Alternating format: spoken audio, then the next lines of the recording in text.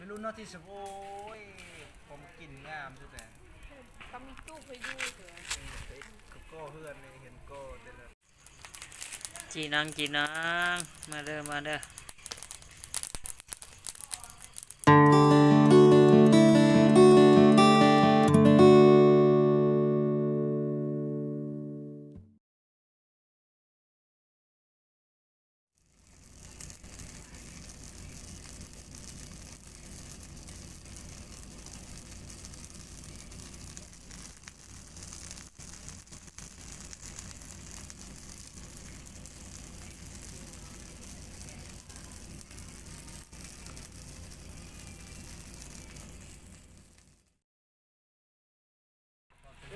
จัดป้าก็เอาติดรถเด็ดจิ๋วไปเลยเอาไปนี่ตอนนั้นดีๆ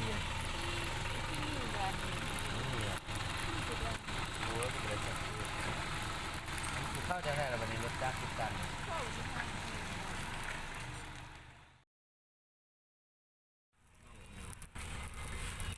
ใช่หัวเตี้ยเขามาเชื่อสิบูมาซ่าตัวมือ